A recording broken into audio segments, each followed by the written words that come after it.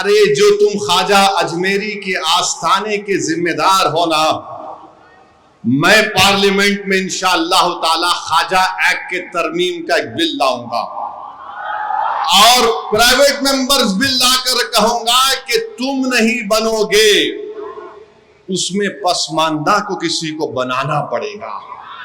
तुम तायीद करोगे, मैं तो ला रहा हूं प्राइवेट मेंबर्स बिल आइंदा सेशन में, तुम देखना। अरे तुम लोग कितना गिर सकते हो। याद रखो, बीजेपी संघ परिवार हमारे सफों से बाज मीर जाफर, मीर सादिक को खड़ा करेगी। इनसे एहतियात करो।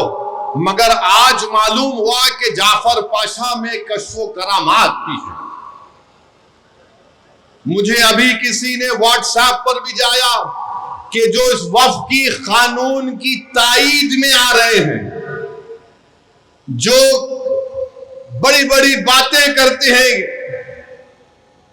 ख्वाजा अजमेरी के आस्थाने से उनका ताल्लुक है, जाफर पाशा की तकरीर को लाइव बैठकर देख रहे थे, तो मालूम हुआ उनको भी बड़ा डर हो गया है कि अब हैदराबाद से एहतजाज बुलंद होगा। अरे जो तुम ख्वाजा अजमेरी के आस्थाने के जिम्मेदार हो ना, मैं पार्लियामेंट में इंशाअल्लाह ताला ख्वाजा एक्ट के तरमीम का एक बिल लाऊंगा और प्राइवेट मेंबर्स बिल लाकर कहूंगा कि तुम नहीं बनोगे, उसमें पसमानदा को किसी को बनाना पड़ेगा। तुम तायीद करोगे, मैं तो ला रहा हूं प्राइवेट मेंबर्स बिल आइंदा सेशन में, तुम देखना। अरे तुम लोग कितना गिर सकते हो, तुम कितना गिर सकते हो। कम से कम उस आस्थाने की निस्बत का तो लिहाज रख लो, तुम उस आस्थाने की निस्बत का तो लिहाज रख लो। और इस बात को भी याद रख लो कि जब तुम और हम इस दुनिया से जाएंगे तो आरएसएस वाले अगर तुमको खंदे पर लेकर गए कब्रिस्तान में, तो फिर अंदर जाने के बाद जब फरिश्ते पूछेंगे कौन है तेरा रब, तो तुम क्या मोदी बोलोगे या अल्लाह बोलोगे? देख लो इस बात को। हम तो अल्लाह ही बोलने वाले हैं और बोलते रहेंगे। अल्लाह ही हमारी मदद करेगा और अल्लाह ही इनको शिकस्त देगा इंशाअल्लाह ताला। हम तौहीद परस्त हैं और हमको फख्र है इस बात का कि रब्बे कायनात जिस चीज का मालिक अल्लाह है, मोदी कह रहे हैं कि उसका मालिक अल्लाह नहीं रहेगा। अब मोदी आप खुद देखोगे, अल्लाह कैसा बता देगा अपना जल्ले जलालहू, आप देखेंगे। आप इसको, इस कानून को तुमको वापिस लेना पड़ेगा। जिस तरह हमारे किसान भाइयों ने हमको रास्ता दिखाया, हम उसी रास्ते पर एहतजाज करेंगे। जब तक कानून वापिस नहीं होगा, भारत में पुरअमन एहतजाज होगा। आप तैयार हैं कि लंबी जमहूरी लड़ाई लड़ने के लिए,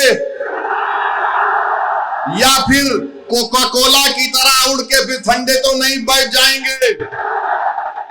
क्या आप तैयार हैं जमहूरी एहतजाजी लड़ाई लड़ने के लिए? अगर आप तैयार हैं तो आप अपने आप से वादा कर लीजिए कि जब तक ये काला कानून वापिस नहीं होगा, हम एहतजाज करेंगे, हम पीछे नहीं हटेंगे, पुरअमन एहतजाज हमारा होगा। याद रखो मेरे अजीज दोस्तों और बुजुर्गों, हम अल्लाह जिस जमीन का, जिस जायदाद का मालिक है, उसकी हिफाजत के लिए आगे बढ़ रहे हैं। हम अल्लाह के घर की हिफाजत के लिए आगे बढ़ रहे हैं। हम औलिया अल्लाह के आस्थानों की हिफाजत के लिए आगे बढ़ रहे हैं। हम अपने ईदगाहों की हिफाजत के लिए आगे बढ़ रहे हैं। और याद रखो इंशाअल्लाह ताला अल्लाह हमारी इस कोशिशों को कबूल करेगा, अल्लाह हमारे इस ईसार को कबूल करेगा।